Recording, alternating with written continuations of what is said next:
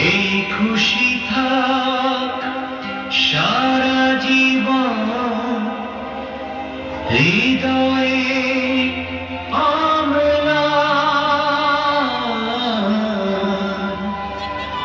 শুধু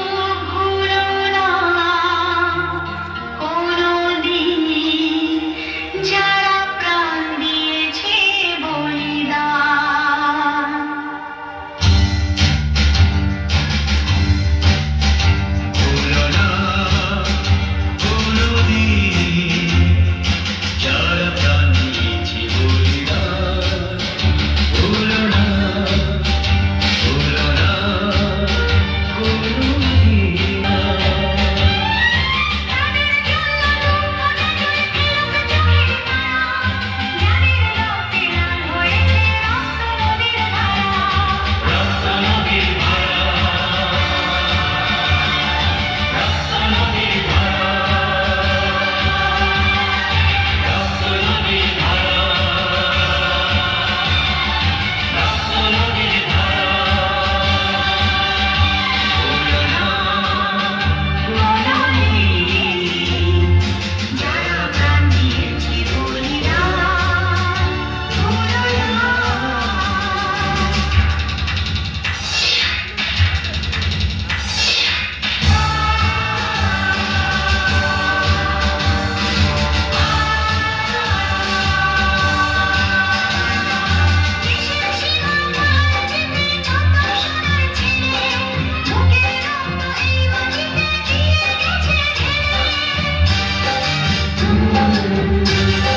প্রাণ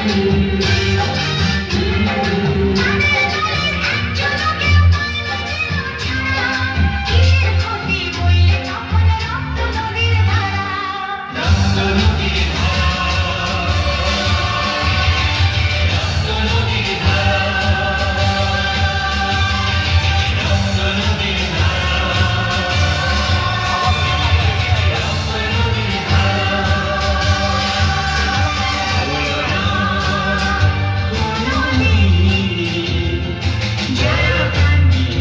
বলিদান ভুলো না থাকলে বললো কিন্তু আমাদের মোবাইল আমার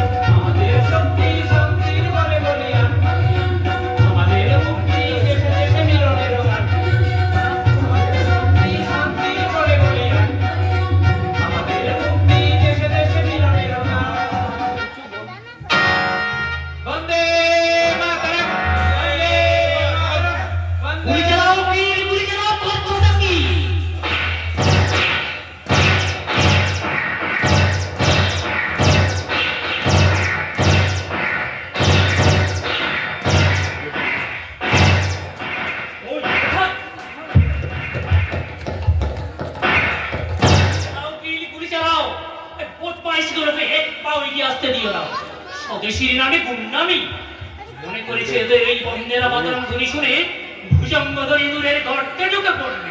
যত সব ইডিয়েটের দল। তুমি এখন দাঁড়িয়ে আছো কেন? কি করবো স্যার? গুলি চালাবে গুলি। গুলি নিরস্ত জনতার উপর? তুমি মূর্খ। ওটা তুমি নিরস্ত্র কোথায় দেখলে? বন্দে মাতরম কি ওদের একমাত্র অস্ত্র নয়? দেখছো না পুরো দেশটাকে ওরা মাতিয়ে তুলেছে ওই বন্দে মাতরম ধ্বনিতে। আসুন স্যার, আমরা ওদের সঙ্গে বন্দে মাতরম ধ্বনির সুর মেলাই।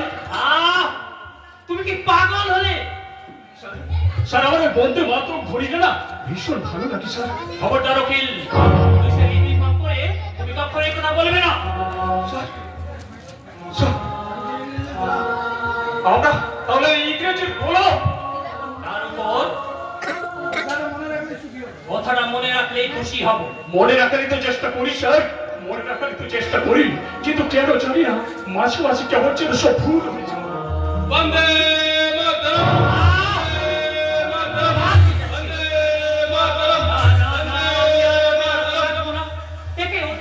জার্মানির সাথে যুদ্ধে আমার মাথা খারাপ। জার্মানির সঙ্গে ইংরেজি যুদ্ধ, তাতে আপনার কি স্যার? জার্মানির হাতে ইংরেজ কাবু হলে আমাদের অবস্থাটা কি হবে সেটা একবার ভেবে দেখেছো? তা বটে, আমাদের মতো সরকারি কর্মচারীরা এমনিতে স্বদেশীদের চোখে বালি, নেহাত ইংরেজ পিছনে আছে, তাই বাঁচো। কথাটা মনে রাখলেই খুশি হব। বুঝো তো সব, আর দেরি করো না। ওরা যে এগিয়ে এলো, সহজে ওদের অর্থ করতে না পারলে আমি পারবো না স্যার, ওই গুলি চালানোর দায়িত্বটা আপনাকে নিতে হবে। ব্রিটিশ রাজের দুশ্মন। ওরা দুশ্মন নয় স্যার, দুশ্মন আমরা, টেররিস্ট আমরা। ব্রিটিশ সরকারের একজন পুলিশ হয়ে তোমার মুখে কথা বলায় না। আমরা কর্মচারী, কিন্তু ব্রিটিশের পা চাটা কুকুর নয়, তাই প্রয়োজন হলে ইংরেজ প্রভুদের মান বাঁচাতে ওদের বুঝিয়ে বলতে পারি, চাকরির খাতিরে দু চারজনকে অ্যারেস্ট করতে পারি, কিন্তু নিরস্ত্র জনতার উপর গুলি চালানো আমার পক্ষে অসম্ভব। তোমার চাকরি এবারে নট হয়ে যাবে দেখছি। স্যার, জীবনটাকে আমি এখনো চাকরি সর্বস্ব করে ফেলিনি। নমস্কার। ননসেন্স। দারোগাগিরি করতে এসে যত সন্দেহ অন্যের বিনা সাহায্যে ওই স্বদেশী কুত্তাগুলোকে নিয়ে তাই ঠান্ডা করে দেব।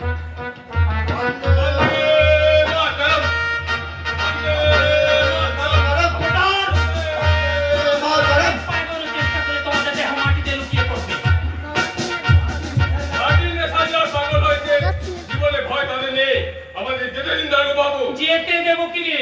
আমি তো তোকে আগেই অ্যারেস্ট করবো। তুই বজ্রবাণী লোকেদের অস্ত্র তৈরি করে দিয়েছিস, তোর নামে গ্রেফতারি পরোয়ানা আছে।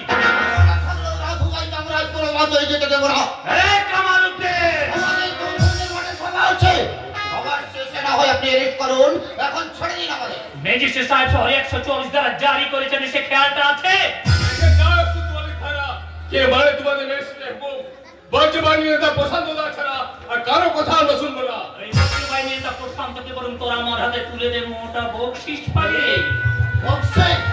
বকশিসের লোভে আপনারা ওই বিদেশি কুত্তার গোলামি করে নিজের ভাইয়ের বুকে ছুরি বসাতে পারেন, কিন্তু আমরা তো পারি না। আমি তোকে যুদ্ধ অপেক্ষা করব। আপনি অনেক জুতো ভাই এখন আমাদের পিঠে আগা আছে। হলে আমরা তো সৌদ নেবো। আর দেখি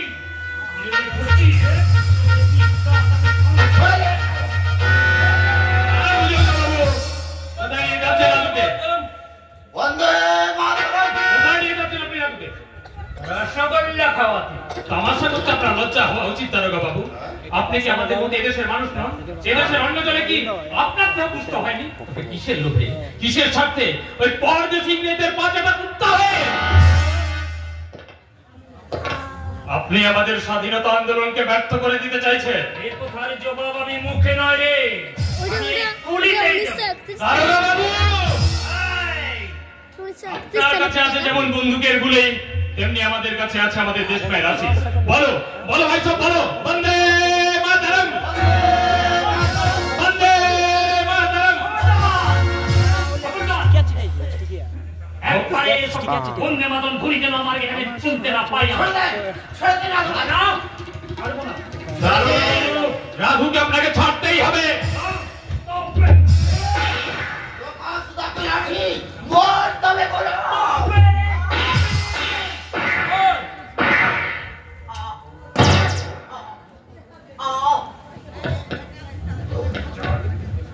দারোগা বাবু, বিহার বন্দে মাতরম। বাবাকে গুলি করে দিল গুলি পাই গেছে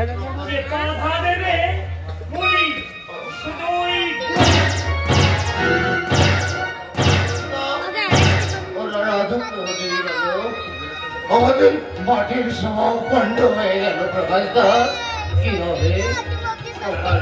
আজকের সভা পণ্ড হলে আবার আপনার সভা করবো ভাই। ওরা যত বলে আমাদের উপর করো, যতই রক্ত ওরা আমাদের ছড়া, তবু ওরা আমাদের আন্দোলনকে কোনোদিন ব্যক্ত করে দিতে পারবে না। চলো কামাল ভাই, চলো, যেভাবেই হোক আমি তোমাকে সুস্থ করে তুলবো, চলো। আর পারবে না প্রকাশদা, দেখছো না কেমন সব রক্তটা ফিরকি দিয়ে বেরিয়ে আসছে।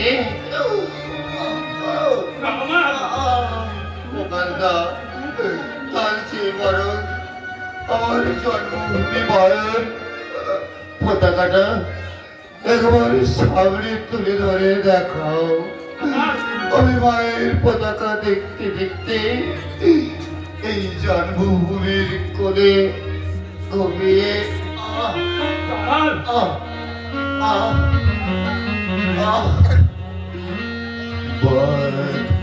आने पर बता देंगे तुझे ओ आने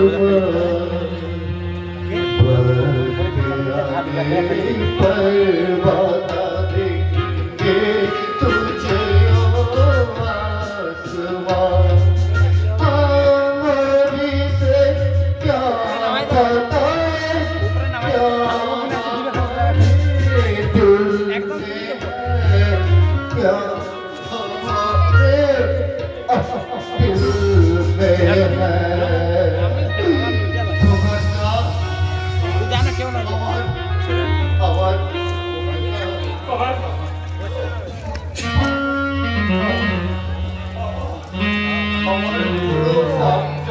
देखो प्रकाशदा, नाकটা টাইট নাই সাপটা আর তোমার কাছে আমার শেষ অনুরোধ প্রকাশদা, ওই বিদ্রোহীদের রক্তস্রোত যেন বৃথা না হয়, যেন বৃথা না হয়। স্বাধীনতা আন্দোলনের আগুন যেন নিভে না যায়। যাবে হিন্দু মুসলমানের রক্ত বৃথা হয়ে যাবে না, না না কামাল ভাই, না, আমি তাকে কিছুতেই হতে দেবো না কামাল ভাই, আমি কিছুতেই হতে দেবো না। যেমন করেই হোক, যেভাবেই হোক, আমি তোমাকে কথা দিচ্ছি কামাল ভাই, ওই পলাশপুর থানার উপর থেকে সাম্রাজ্যবাদী ইংরেজদের চ্যাংলোনিয়নটা ছিঁড়ে ওদের ধুলোয় উঠিয়ে দিয়ে সেখানে উড়িয়ে দেবো আমাদের জাতীয় নিশান শত রাজতম। উঠিয়ে দেবে তরুণ দল, ফিরিস কেন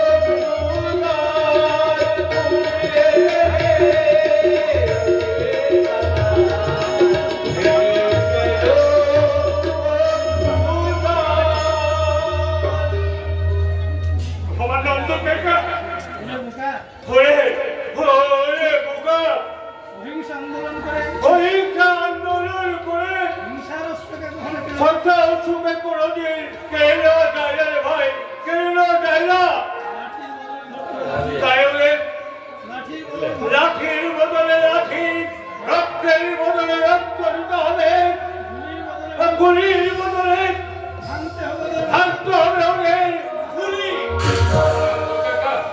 তুমি ঠিক বলেছো ভবানন্দ কাকা, তুমি ঠিক বলেছো। অহিংস আন্দোলন করে কখনো হিংস্র পশুর সঙ্গে যুদ্ধ করা যায় না। ভাই কামাল, চলো ভাই,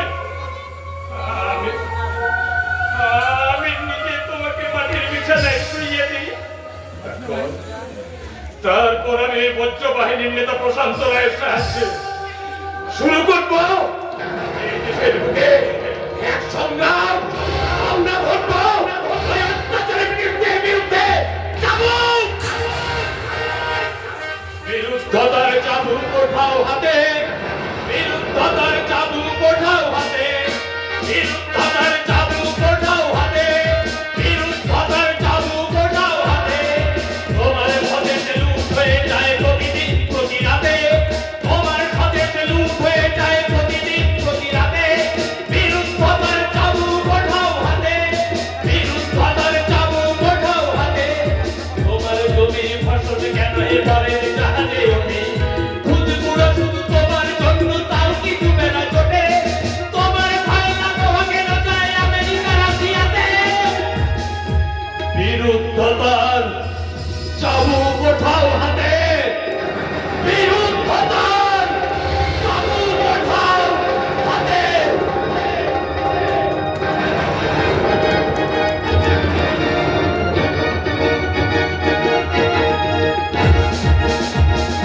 চারিদিকে জঙ্গলের ছায়া পড়েছে। পুলিশের দাবি উপেক্ষা করো, পুলিশের গুলি উপেক্ষা করে তরুণরা এগিয়ে চলেছে মুক্তির দাবি আদায় করতে। প্রকাশ প্রকাশ আমাদের এই পরশপুরের গৌরব। দেশের জন্য কি সংগ্রামী না করছে।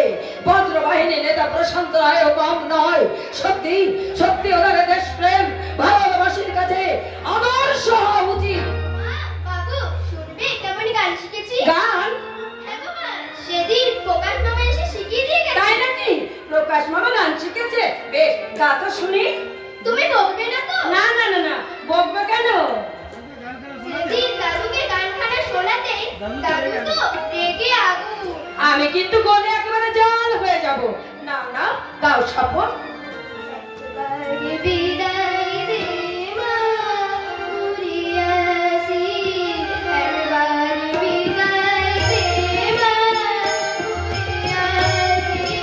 হাসি হাসি করবো হাসি, দেখে ভালোবাসি। একবারে বিদায় দে মা, ঘুরিয়াছি। একবারে বিদায় দে মা, ঘুরিয়াছি।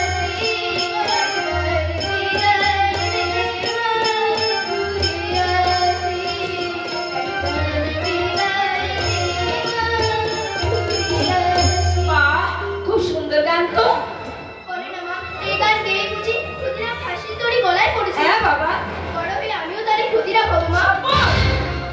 ওরা মামার চাচাকে গুলি করে মেরেছে, মাসকাবার তুলে লাথি মেরেছে। বড় হয়ে বোমা তৈরি করে ভুজঙ্গ দ্বারকার মাথার যদি না উড়িয়ে দিতে পারি, তবেই তো আমি ভারত মাতার প্রকৃত সন্তান মা। সম্মান! একই হলো ঠাকুর, একই হলো। ওইটুকু শিশুর মুখে আওয়াজ অগ্নিবাণী। হবে না কেন? হবে না কেন? ক্ষুদিরাম তো মরেনি। লক্ষ লক্ষ শিশুর মধ্যে বেঁচে আছে অগ্নিস্ফুলিঙ্গ হয়ে। কিন্তু আমার যে বড় ভয় করে, যার স্বামী ভুজঙ্গ দ্বারকার মতো গোয়েন্দা, যার শ্বশুর রায় বাহাদুর উপাধি পাবার লোভে ইংরেজের পা ধুয়ে জল খায়, তার ছেলে কি আরো বলিব তোরে সখী, কি আরো বলিব তোরে। কে কমলতা? আরে আমি তো তোমাকেই খুঁজছি। তুমি আবার মদ খেয়েছো? আমরা বড় লোক, জমিদারের ছেলে, আমরা কি মদ খাই কমল? আমরা খাই সুধা। দেশের এই দুর্দিনে সব ছাই পাশ খেতে তোমার ইচ্ছে করে? আরে সাদে কি আর খেয়েছি, মন প্রাণ যে আজ ফুর্তিতে একেবারে গড়ের মাঠ। ওই ভুজঙ্গ দারোগা স্বদেশি ওয়ালাদের এইসব ধোলাই দিয়েছে না থামো! কেন? কেন কথাটা বুঝি তোমার ভালো লাগলো না? আরে ভালো লাগবে কি করে? ওই প্রকাশ পুলিশের হাতে মদ খেয়েছে, কথা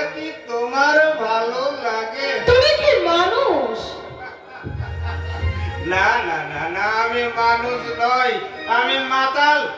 ওই 10টা টাকা দাও দেখি, আর এক পেগ চড়িয়ে শরীরটাকে একটু তাজা করে নিয়ে আসি।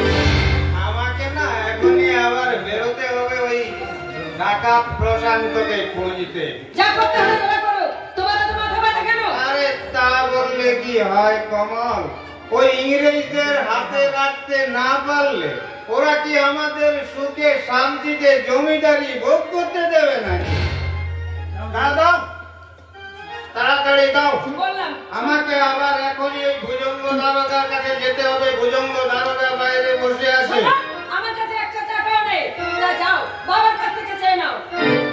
তোর এই মদ খেয়ে বাবার কাছে যাওয়া যায় নাকি? শুধু শুধু ঝামেলা পাকিয়ে না দাও। দাও, তাড়াতাড়ি দাও। না, টাকা তুমি পাবে না। নিশ্চয়ই পাবে বাবাজি। তোমার এখন হাত ধরলেই পর্বত, তোমার আবার টাকার অভাব। এই নাও নগদ 10 টাকা। আরে মামা, তুমি এত টাকা?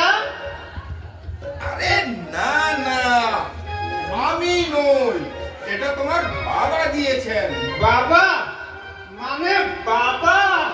হ্যাঁ হ্যাঁ, আরে বুঝছো না বাবাজি, এটা হলো তার পুত্র বাৎসল্য। বুঝেছি মামা, বুঝেছি। এই কমল, আমি যখন টাকা পেয়েছি না তখন আমি আসি। এই শোনো শোনো, আমার কথা রাখো, তুমি আর মদ খেও না। কেন? মদ না খেয়ে স্বদেশীওয়ালাদের দলে ভিড়লে বুঝি তোমার ভালো হয়? দেশের জন্য সংগ্রাম করা সকলেরই কর্তব্য। আরে সে কর্তব্য নেই, তুমি চাও। আমি মদ চাই, ফুর্তি চাই, আমি চাই ইংরেজের করুণায় থেকে জীবনের শূন্য পানসি সুখের পসরা দিয়ে কানাই কানাই ভরিয়ে দিতে, কানাই কানাই ভরিয়ে। আর কি কথা বলেছো বাবাজি?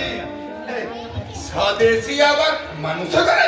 হ্যাঁ, মদ খেতে যারা ছেলেকে টাকা দেয় তারাই বুঝি মানুষ মামা। মদ খেতে টাকা দিয়েছিস সেটাই মনে রেখেছে বৌমা। বাবা, এনে দেখো বৌমা, আমি যদি মহেন্দ্রকে বাধা দিই তাহলে হয়তো সে ওই স্বদেশী দলে গিয়ে ফিরবে, তাতে তোমাকেও কামতে হবে আর আমারও। ওই রায় বাহাদুর ম্যানেজার মাঝখান থেকে ভেস্তে যাবে। ঠিক বলেছো গণপতি। ধনেলাটি নিজে আমাকে বলেছে রায় বাহাদুর খেতাব দেবেন। এই সময় আমার ছেলে যদি ওই সব শেয়াল কুকুরদের সঙ্গে মিশে পথে পথে বন্দে মাতরম করে বেড়ায়, না না না, তা আমি কিছুতেই হতে দেবো না। তাছাড়া কি জানো বৌমা, কি সাহেব সুবোধের সঙ্গে মিশতে গেলে অমন একটু অমন সাহেব সুবাদের সঙ্গে মিশে কি লাভ বাবা? বলো কি বৌমা, সাহেবরা একটা সভ্য জাতি, তারপর দেশের শাসন কর্তা, তাদের সঙ্গে না মিশে থাক তুমি মেয়ে ছেলে ওসব ব্যাপার বুঝবে না। আসল কথাটা তোমাকে বলি, শোনো বৌমা। বলুন। আমি ঠিক করেছি যে শিক্ষাকে আর লেখাপড়া না শিখিয়ে পাত্রস্থ করে দেবো। বাহ, এ তো খুব আনন্দের কথা বাবা। বলেন তো, আজই আমি প্রকাশকে একটা খবর পাঠিয়ে। প্রকাশ, তোমার বাপের বাড়ির আসছিত সে উত্তাত তুলসী চোপড়া। বাবা, আমার মা তাকে আমার দাদার চেয়ে বেশি ভালোবাসে। বেচারার মা বাবা নেই, শিক্ষিত বটে। আপনি তো বলেছিলেন ঠাকুরজির সঙ্গে বিয়ে দিয়ে তাকে নিজের ছেলের মতো করে ঘরে রাখবেন। বলেছিলাম, কিন্তু আজ আর তা হতে পারে না বৌমা। কারণ পরিস্থিতি বিশেষে মানুষের প্রয়োজন বোধটাও পাল্টে যায়। তাছাড়া সে কোন স্বদেশী গুন্ডা। তাহলে কাকে আপনি পাত্রস্থ ঠিক করেছেন? বাড়িতেই আছে, শুনলে তুমি নিশ্চয়ই খুশি হবে। মনে করো কি? মনে করো তোমার ভাই যোগেশ। আমার দাদা ছেলে তো নয়, একেবারে হিরের টুকরো। যেমন শিক্ষিত তেমন স্মার্ট, তারপর থেকে জজ ম্যাজিস্ট্রেট পর্যন্ত সকলের সঙ্গে তার ধর্ম। আমার মত নেই বাবা। প্রকাশের সঙ্গে হলে নিশ্চয়ই তোর মত থাকতো। নিশ্চয়ই থাকবে, কারণ সে তোমার চেয়ে যোগ্যতায় অনেক বেশি। ও চারটে পুলিশ কপচান হয়ে বুঝি তোদের মাপকাঠি। দাদা, অমল নিজেদের ঐতিহ্য ভুলে পাশ্চাত্য প্রভুদের অনুকরণ, অন্ধ অনুকরণ কিন্তু যোগ্যতার মাপকাঠি নয় দাদা।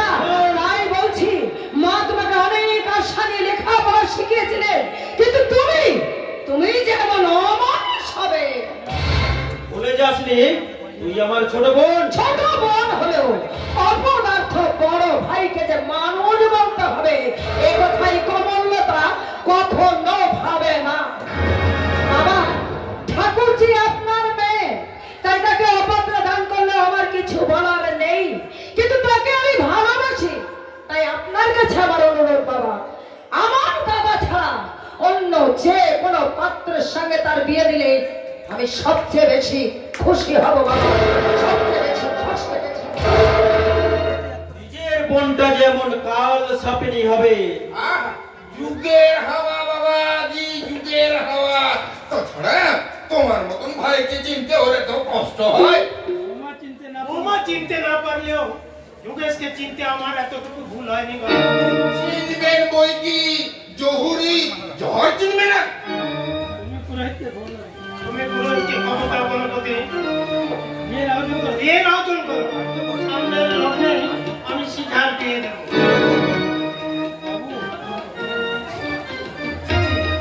দেখি, কে লিখেছে? মাননীয় জমিদার বাবু, আশা করি পত্র পাঠ মাত্র গায়ের সীমান্তে কালী মন্দির চত্বরে আপনি 2000 টাকা পাঠাইবেন।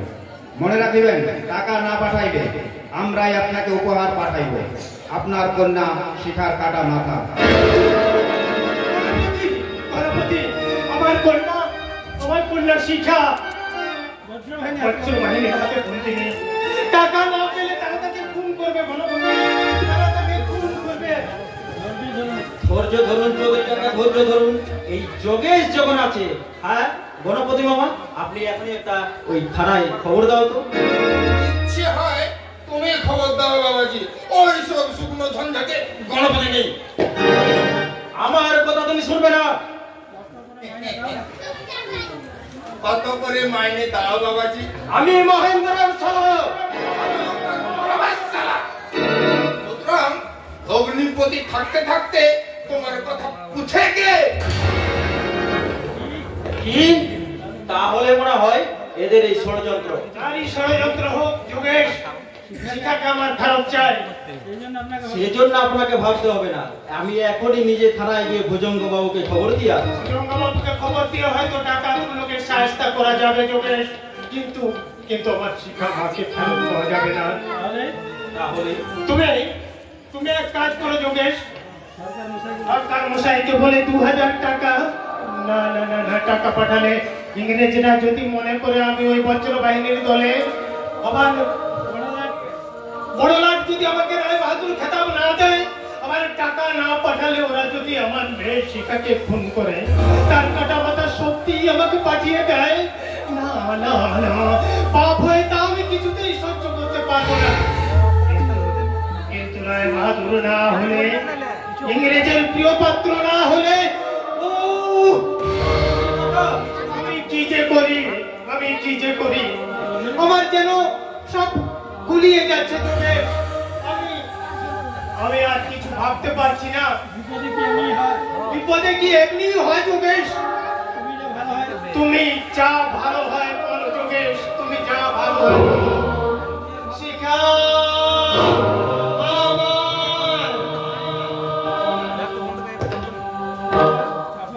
চৌধুরী কাকা, তুমি এখনো এই যোগেশকে চিনতে পারোনি। তুমি জানো না এই যোগেশ কোন ঘাটের মাল।